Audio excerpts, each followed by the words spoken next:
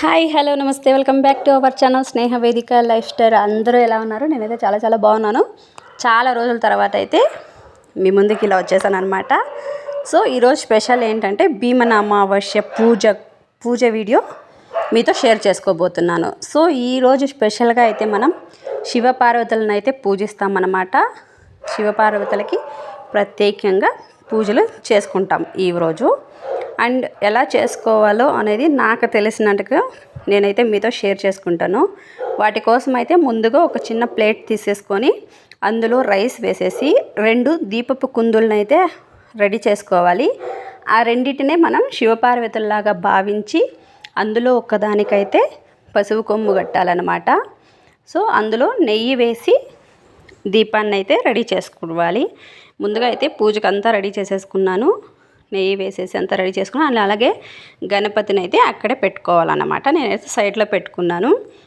ఇప్పుడైతే మనం పూజ చేసుకోవాలి. ఈ పూజ ముఖ్యంగా అయితే పెళ్ళి అయిన వారైతే భర్త ఆరోగ్యాల కోసం పూజ చేస్తారు. పెళ్ళి కాని అమ్మాయిలు అయితే మంచి భర్త రావాలని అయితే పూజ చేస్తారన్నమాట. సో ఈ పూజ అయిపోయిన తర్వాత మళ్ళీ హస్బెండ్స్కి పూజ చేస్తారనమాట పెళ్ళి అయిన వాళ్ళు. ఇది ఎక్కువ కర్ణాటకలోనే ఫాలో అవుతున్నారు నాకు తెలిసి. ఆంధ్రాలో అయితే ఎవరు చేసుకోవట్లేదు. సో కర్ణాటక సైడ్ అందరూ చేసుకుంటారు. ఇదైతే ఆషాఢం లాస్ట్, శ్రావణం స్టార్టింగ్ అమావాస్య వస్తుంది కదా, ఆ రోజున అయితే మనం భీమన అమావాస్య పూజ అయితే చేసుకుంటాం అన్నమాట. సో ఇప్పుడైతే పూజ అంతా రెడీ చేసేసుకున్నాను. ఆ రోజు నైవేద్యానికైతే నేను సేమియా పాయసం చేసి పెట్టుకున్నాను.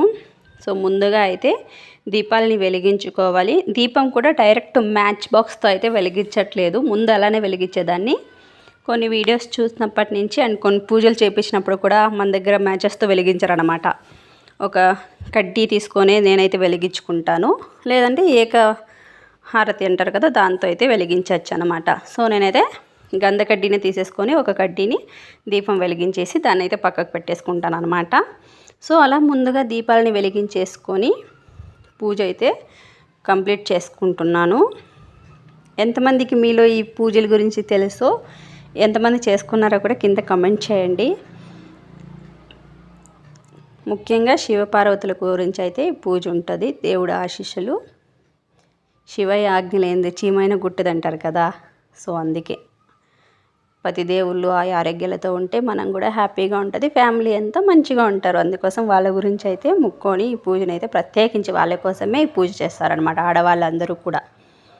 అలాగే నేను కూడా చేసేసుకున్నాను. మొత్తం ఇల్లంతా క్లీన్గా శుభ్రం చేసేసుకొని ఆ రోజు ముందుగానే చేసేసుకోవాలి. టైమింగ్స్ ఉంటాయి, ఆ టైమింగ్స్ చెక్ చేసుకొని కరెక్ట్ టైంలో పూజ చేసుకోవాలి. అలాగే హస్బెండ్కి పూజ చేసేటప్పుడు కూడా టైమింగ్ అనేది చెక్ చేసుకొని పూజ చేసుకోవాల్సి ఉంటుంది. సో ఇప్పుడైతే నా పూజ కంప్లీట్ అయిపోతుంది. ఇంకొకటి ఏమంటే భీమన అమావాస్య వ్రత కథ కూడా ఉంటుంది. దాన్ని కూడా మనం యూట్యూబ్లో పెట్టుకొని వింటే చాలా మంచిది. ఆ రోజు నేనైతే అలానే చేశాను. పూజ అంతా కంప్లీట్ చేసుకున్న తర్వాత లాస్ట్లో నైవేద్యం అయితే దేవుడికి సమర్పించుకుంటున్నాను అనమాట. సో ఇంతటితో నా పూజ అయితే అయిపోయింది. నెక్స్ట్ అయితే మా ఆయన ఈవినింగ్ వచ్చారు ఇంటికి. మార్నింగ్ కొద్దిగా లేట్గా అయింది పూజ. సో ఈవినింగ్ అయినా చేయొచ్చు, అదే మంచి టైం చూసుకొని చేసుకోవాలి అంతే ఫ్రెండ్స్. మా ఆయన ఈవినింగ్ వచ్చాడు, అంతలోకి నేను అంతా రెడీ చేస్తున్నాను. ముందుగా అయితే ఇలాంటి ఒక పళ్ళెం తీసుకొని అందులో పాదాలని పెట్టేసి మచ్చలు లేకుండా అయితే మంచిగా కడిగేసుకోవాలి పాదాలని. పాద పూజ అనమాట. తర్వాత కడిగేసుకున్న తర్వాత పసుపు కుంకం విభూది లాంటిది అయితే పెట్టేసి పూజ చేయొచ్చు. తర్వాత సేమ్ మనం పూజలు ఎలా చేస్తామో అలానే, అంటే దేవుడికి వాడేటివి కాకుండా సపరేట్గా అయితే పెట్టుకోవాలన్నమాట. ఈరోజు పసుపు కుంకాలైనా సరే, ప్లేట్ అలాంటివన్నీ కూడా దేవునికి వాడేటివి కాకుండా సపరేట్గా పెట్టుకొని పూజ చేయాలి. అండ్ ఇంకొకటి విషయం చెప్పడం మర్చిపోయాను. ఈ పూజలో ముఖ్యంగా తోరణాలు అయితే రెడీ చేసి పెట్టుకుంటాం అన్నమాట.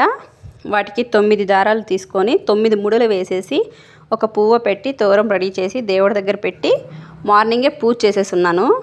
సో అదే తోరణాలు ఇప్పుడు తీసుకొని దేవుడి దగ్గర నుంచి మా ఆయనకైతే కట్టేసి, తర్వాత ఆయన దగ్గర నేను పసుపు కుంకుమ అంతా పెట్టించుకొనేసి, చూడండి బొట్టు ఎలా పెడుతున్నారో, పెద్దగా పెట్టారో అందుకే అలా చూస్తున్నాను అనమాట.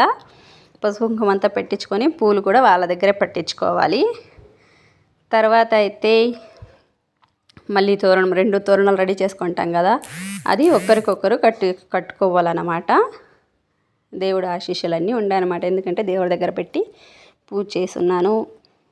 అండ్ ఆ పూజ చేసిన తర్వాత ఓం నమ శివాయ అనే మంత్రాన్ని అయితే 108 సార్లు జపించాలన్నమాట.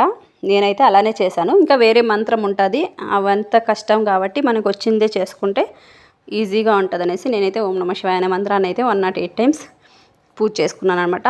ఆ మంత్రం చదివేటప్పుడు ఒక ఏడుపు వచ్చింది, నాకు చెప్పలేను అనమాట. మంత్రం చెప్పలేకపోతున్నా, ఎందుకో ఫుల్ ఎమోషనల్ అయిపోయాను ఈరోజు పూజ చేస్తుంటే. అంతలా ఏడ్చుకుంటూ అలానే కంటిన్యూ చేసేసాను అనమాట. అండ్ ఇప్పుడు మా ఆయనకు పూజ అయితే ఫుల్ మామూలుగా కర్పూరం అంతా తిప్పేసి ఆ రోజు స్వీట్ చేస్తున్నాను కదా, సో స్వీటే తినిపిస్తున్నాను. లేకపోతే స్వీట్స్ అయినా బయట ఇంకా తెచ్చైనా తినిపించుకోవచ్చు. నేను ఒక్కసారి తినిపిస్తే మా ఆయన నాకు 3 సార్లు తినిపించాడు అనమాట. పక్క నుంచి కొడుకు చెప్తున్నాడు 3 టైమ్స్ తినిపించు డాడీ అనేసి. సో 3 టైమ్స్ అయితే తినిపించాడు. ఇలా పూజ చేసేసుకునేసి ఆశీర్వాదం తీసుకోవాలి వాళ్ళ దగ్గర. ఆశీర్వాదం తీసేసుకుంటే పూజ కంప్లీట్ అయిపోయినట్టే. అండ్ లాస్ట్గా అయితే దిష్టి తీయాలన్నమాట. వేరే నీళ్ళు చేసుకుంటాము, వాటితో దిష్టి తీసేసి వాటిని బయట డోర్ దగ్గర అయితే బయట వేసేసేయాలి. సో ఇలా చేస్తే మంచిదనమాట. వాళ్ళకి ఎలాంటి దృష్టి ఏమున్నా అంతా వెళ్ళిపోతాయి. హెల్తీగా ఆయుష్ ఆరోగ్యాలతో ఉంటారు. వాళ్ళు బాగుంటేనే కదా మనం బాగుంటాము. మన కోసం అంత కష్టపడేటప్పుడు మనం వాళ్ళ కోసం ఒక్కరోజు ఇలా చేయడం తప్పు కాదు. ఇది కూడా మన మంచికే. సో నా పూజ అయితే ఇలా చేసేసుకున్నాను సింపుల్గా. నా వీడియో మీకు నచ్చినట్లయితే ప్లీజ్ లైక్ చేసి సబ్స్క్రైబ్ చేసుకొని సపోర్ట్ చేయండి. అండ్ మీ ఫ్యామిలీ ఫ్రెండ్స్తో కూడా షేర్ చేయండి. పూజ అంతా అయిపోయిన తర్వాత హస్బెండ్ అయితే కానుకగా ఏదైనా ఇవ్వచ్చు. Thank you friends, thank you for watching.